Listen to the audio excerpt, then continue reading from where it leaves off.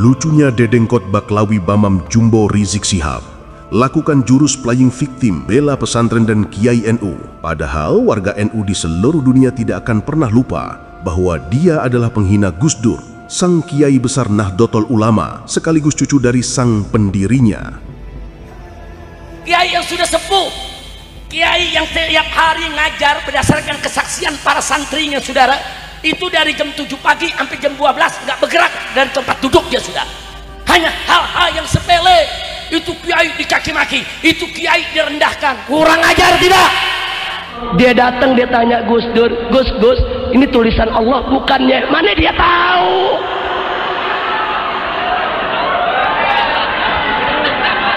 Ayo saya tanya, dia tanya Gus Dur, ini tulisan Allah bukan? Gus Dur bisa tahu gak? Bisa tahu gak? Salah nanya. Dari FPI, Gus Dur ngelihat dari mana? Ya. Gus Dur itu buta, matanya buta hatinya. Sekarang saya tanya, andai kata saya bawa umat 1 juta, 2 juta, 5 juta ke depan Gus Dur, emang dia tahu? Saya bawa tuh umat, Gus, nih umat saya 5 juta, mana?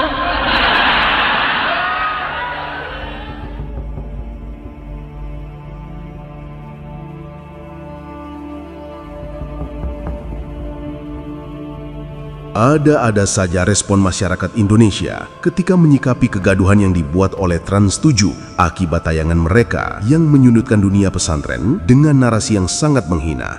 Mulai dari ketidakfahaman orang-orang yang merespon GP Ansor ketika demo di depan Transmart yang dikatakan oleh mereka salah tempat atau salah sasaran, padahal mereka sendirilah yang sesungguhnya tidak faham maksud dibalik demo kader Ansor dan Banser di depan Transmart adalah untuk menekan bos besarnya, hingga adanya respon dari manusia durjana yang melakukan jurus playing victim, membela pesantren dan Kiai NU, padahal dia sendiri adalah penghina Gus Dur, sang Kiai besar NU yang juga merupakan cucu dari Hadratus Syekh, pendiri Jam'iyah Nahdlatul Ulama. Yah, dia adalah dedengkot Baklawi Imam Jumbo Rizik Syihab.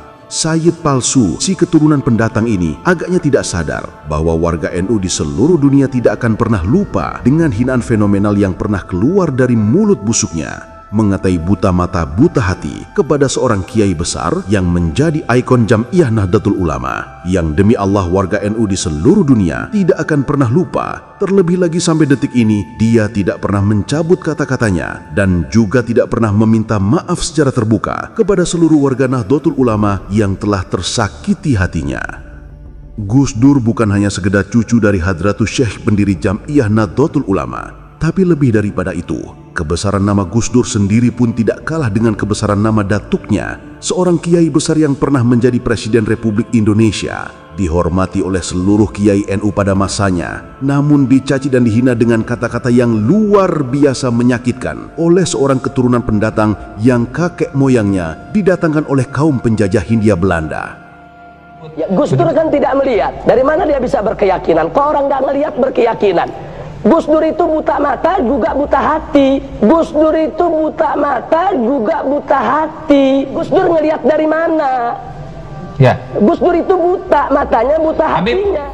Gus Dur buta mata buta hati. Said Akil bego. Kalau teman terang apa? Dia omong bego terang apa? Tapi Gus Dur denyak buta mata buta hati kita nggak terima. Gimana? Rizik Syihab. Sekarang saya tanya, andai kata saya bawa umat 1 juta, 2 juta, 5 juta ke depan Gus Dur, emang dia tahu? Saya bawa tuh umat, Gus, nih umat saya 5 juta, mana? Ngaku turunan itu cangkeme orang kaya mbae, kelakuan orang kaya mbae, nek bener turunannya iku, mbuh turunannya Nabi mbuh lah mbuh. Kaya duduk kaya mosok dulu Kanjeng Nabi cangkeme kotor. Gus Dur, seorang kiai besar cucu dari Hadratus Syekh, sang pendiri NU, tokoh yang menjadi ikon dari Jam'iyah Nahdlatul Ulama, dihinakan dengan sehina-hinanya. Maka sangat lucu ketika sekarang dia koar-koar membela, apalagi sok merasa ikut menjadi korban ketika pesantren dan Kiai NU dilecehkan oleh Trans 7 melalui tayangannya. Padahal dia sendiri sejatinya adalah termasuk manusia durjana seperti orang-orang di balik Transcorp Media yang mempunyai agenda busuk ingin menjauhkan umat Islam bangsa Indonesia dengan para ulama peribuminya.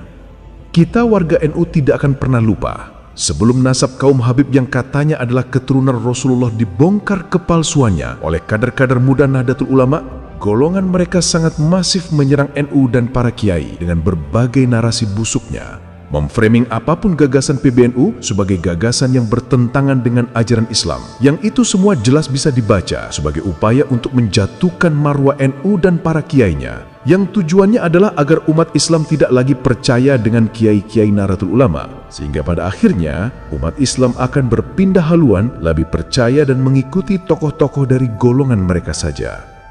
Madura adalah salah satu contohnya. Dahulu, orang Madura hampir keseluruhannya adalah warga NU yang loyalitasnya terhadap kiai terkenal sangat militan jika dibandingkan dengan warga NU di Jawa.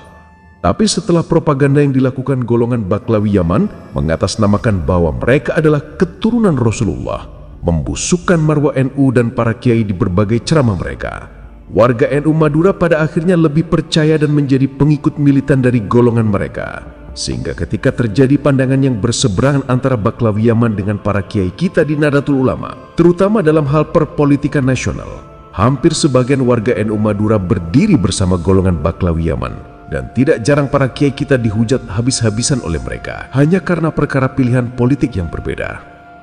Fenomena-fenomena tersebut sebelum terjadinya polemik nasab yang mengguncangkan kaum Habib, itulah bukti bahwa golongan mereka sejatinya adalah manusia-manusia durjana seperti orang-orang di balik Transcorp Media yang mempunyai agenda besar ingin memisahkan umat Islam bangsa Indonesia dengan para ulama dari kalangan Nahdlatul Ulama. Karena itulah, jika sekarang dalam kasus Trans 7 yang ingin membusukkan nama pesantren dan kiai NU, golongan mereka koar-koar seperti membela, apalagi sok merasa ikut menjadi korban pembusukan, maka sungguh itu adalah bentuk playing victim dari golongan mereka yang berusaha merebut kembali simpati warga Nahdlatul Ulama. Sebab hampir sebagian besar warga NU sudah tidak percaya jika golongan mereka adalah keturunan Rasulullah. Lebih parahnya, playing victim yang dilakukan oleh Dedengkot Baklawi Imam Jumbo Rizik Syihab, lagi-lagi ia bernarasi seolah-olah penghina pesantren dan kiai yang dilakukan oleh Trans 7. Aktor di balik itu semua adalah orang-orang yang selama ini membongkar nasab palsu golongan mereka sebagai keturunan Rasulullah. Kemarin ini target mereka habaib, hancurkan habaib, fitnah nasabnya, bubarkan pengajiannya, bongkar kuburannya di mana-mana, saudara. Dan saya sudah ingatkan dari beberapa bulan yang lalu, ingat, ini bukan hanya habaib yang akan dimusuhi. Besok begitu habaib sudah mereka hancurkan, mereka akan hancurkan kiai, mereka akan hancurkan pesantren, mereka akan hancurkan santri, saudara. Dan hari ini terbukti, saudara. Terbukti dusta dan playing victim murahan. Mungkin itulah yang dimaksud Imam Jumbo Baklawi Rizik Syihab ketika menyikapi narasi Trans 7 yang melecehkan pesantren dan kiai dalam tayangan videonya. Memang bukan kaum Habib namanya jika tidak busuk mulut beserta isi otaknya. Fitnah yang ia lontarkan bahwa di balik Trans 7 yang melecehkan Lirboyo dan kiainya, di sini jelas ditujukan kepada orang-orang NU yang selama ini membongkar kepalsuan nasabnya sebagai keturunan Rasulullah, yang jika kita umat Islam bisa berpikir waras menggunakan logika, justru fitnahan si keturunan Yaman ini malah akan berbenturan dengan akal waras manusia. Sebab sangat mustahil seorang kiai justru menghancurkan gelar kiai yang juga disandang olehnya, menghancurkan pesantren yang ia sendiri juga seorang pemilik pondok pesantren di tempatnya, sehingga narasi busuk Baklawi Rizik Syihab bisa dibaca sebagai bentuk fitnah untuk mengamankan posisinya. Sebab pada faktanya, dia sendirilah yang memiliki track record punya agenda besar membusukkan nama NU dan kiai agar ditinggalkan oleh umat Islam bangsa Indonesia. Penghinaan terhadap Gus Dur, seorang kiai besar Nahdlatul Ulama yang juga merupakan cucu dari sang pendirinya, Pembusukan terhadap gagasan-gagasan PBNU yang difitnah sebagai gagasan yang bertentangan dengan syariat Islam sudah cukup menjadi bukti bahwa dia sendirilah yang sejatinya punya agenda besar ingin menghancurkan marwah NU dan para kiai di hadapan umat Islam bangsa Indonesia, yang rencana besar tersebut akhirnya terpaksa ia hentikan sebab golongan mereka harus berlindung kepada para kiai kita di lingkungan Nahdlatul Ulama karena nasabnya telah dibongkar kepalsuannya oleh orang-orang yang notabene adalah kader-kader muda dari kalangan Nahdlatul Ulama juga.